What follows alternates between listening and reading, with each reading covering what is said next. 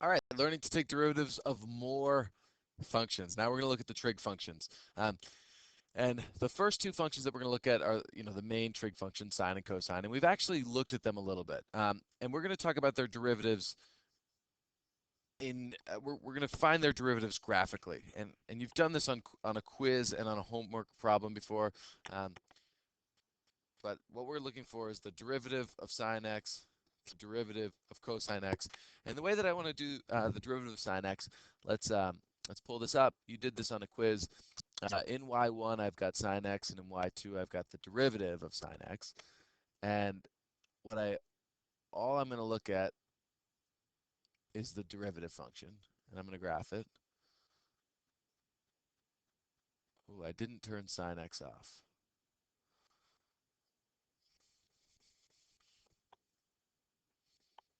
So it's graphing the derivative right now. It's a little bit hard to see. So let's do a better job. Turn this off. And then my window, I'm going to go from negative 1.5 to 1.5. So again, here's the derivative of sine x, and it should look very familiar. It's clearly periodic. Oh, and what is that? It's got the maximum value at the y-intercept. Your familiarity with trig functions, this should clearly strike you. Oh, that is cosine of x, and it is. So due to graphical intuition, we can say that the derivative of sine x is cosine of x. What about the derivative of cosine x? Well, let's do the same exact thing. Um, and instead of sine, we're looking at cosine x. Let's turn the function off. So we're just looking at the derivative of cosine x. And when we graph it, some of you might be guessing, oh, I bet you it's sine x. I bet you it's sine x. Well, if you guess that, you're almost right, but not quite. Um, Sine x goes through the origin with a positive slope. Um, what this is, and just to kind of totally confirm it, this is negative sine x. But just in case you don't believe me, um, let's do negative sine x, and let's look at a table. So looking between y2 and y3, they're the same exact thing. So that confirms that the derivative of cosine x, it confirms that the derivative of cosine x is negative sine x. And knowing these two derivatives, we can find the derivatives of all the rest. So for example, what's the derivative of tan x? Derivative of tan x. Well, we don't know anything about tan x, well, except the fact that the derivative of tan x would be the derivative of sine x over cosine x, because sine x over cosine x is tan x. And once you make that jump, and knowing what we do about derivative of sine and cosine, we can use the quotient rule. So the derivative of tan x, when we express tan x as sine x over cosine x, using the quotient rule is low d high, well, the derivative of high is cosine x, minus high d low, well, the derivative of that low is minus sine of x, all over low squared. Okay, now let's simplify this a little bit. Cosine x times cosine x is cosine squared of x, minus, well, we've got a minus and a minus there, so that's going to become plus sine squared of x. Hopefully some of your pre-cal and geometry bells are ringing at this point, um, because you see this and you remember, well, cosine squared plus sine squared is one of those major trig identities. That is 1 over cosine squared of x. So this is the derivative of tangent of x. And we could simplify this. 1 over cosine squared of x. This is more frequently written as secant squared of x.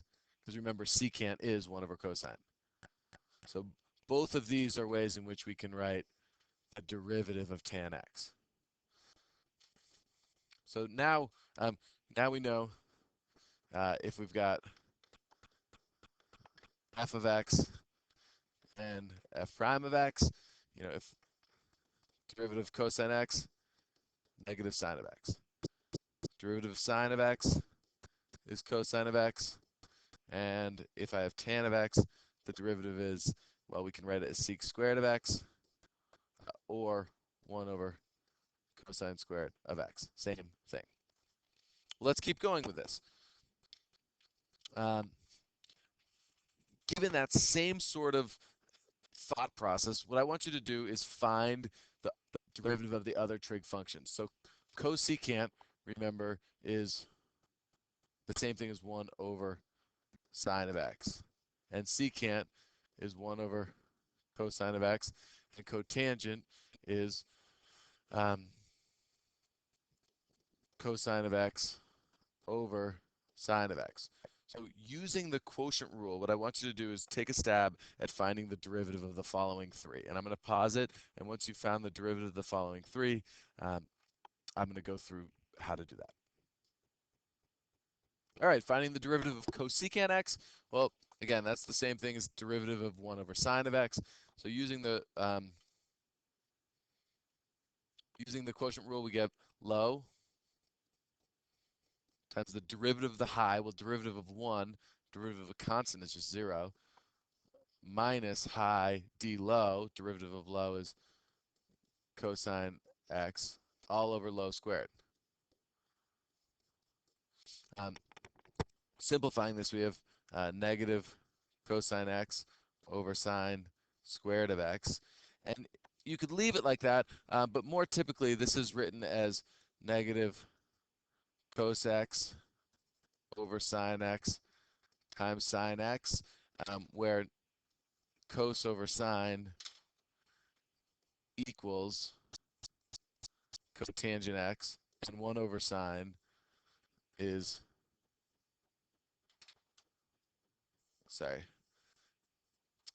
cos over sine is cotangent x,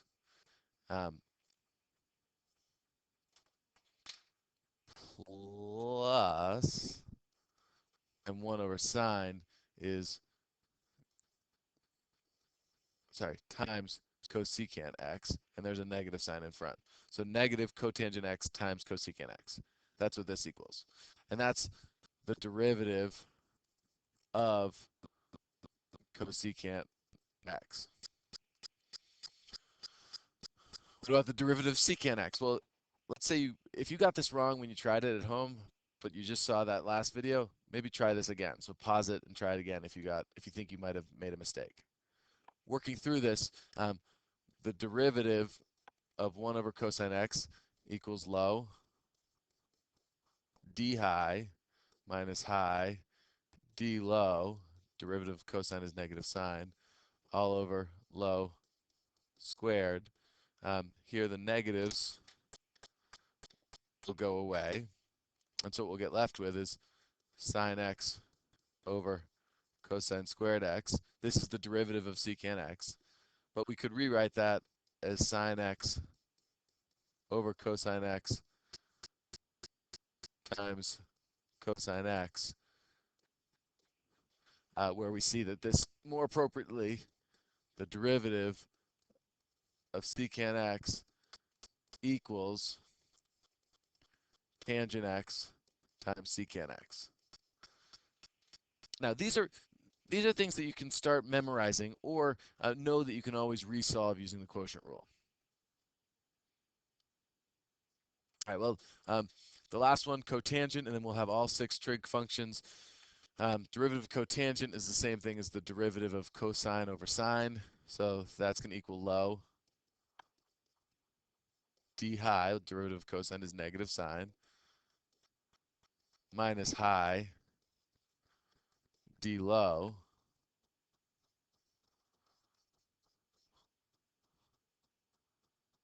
So that's just the derivative of sine, and this is the derivative of cosine, all over low squared. simplifying that, we have negative sine squared x minus cos squared x over sine squared x. In the numerator, you can factor out a 1, and then we get our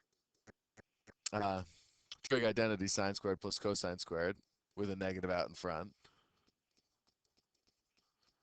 So this equals negative 1 over sine squared of x, which is negative cosecant squared of x. And that's the derivative of cotangent.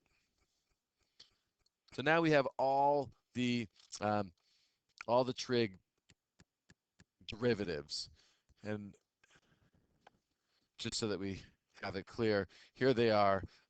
Derivative of sine, cosine, derivative of cosine, negative sine, tangent, the derivative is secant squared, the derivative of cotangent, negative cosecant squared. So you see it right there. These I would commit to memory, but know that if you just have the first and the second, that using the quotient rule, you can find all the rest. So what I want to end this video, what I want you to do is try to get an answer to A and to B. And notice that in A, we're going to be using the product rule, and in B, we're going to be using the quotient rule. So pause the video, see if you can answer these, and then I'll go ahead and kind of go through the true answers. All right, so for the first one, for A, y prime, well, it's a product rule. So first times the derivative of the second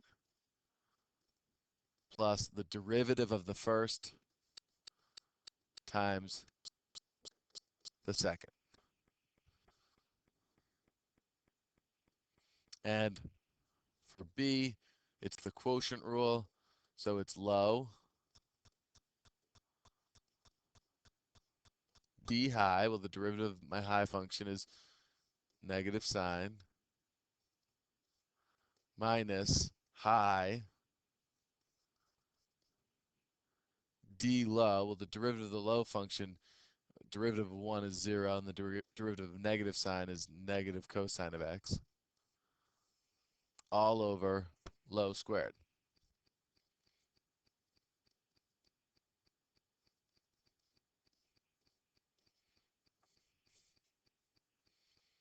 And just for the fun of nice simplification,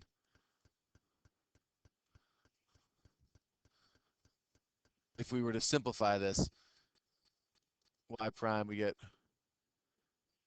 distributing negative sine x plus sine squared of x plus cos squared of x all over 1 minus sine of x squared. And notice we've got that showing up.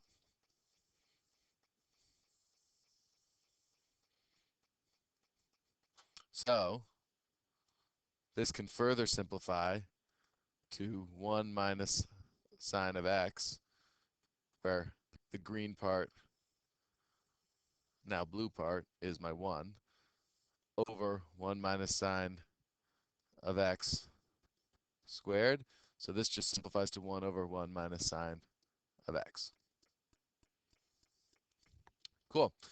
So that is looking at the trig functions and how to apply them using product rule and quotient rule. So really, you want to make sure that you know all of these guys and know all of them coming into class tomorrow. Get them into your head.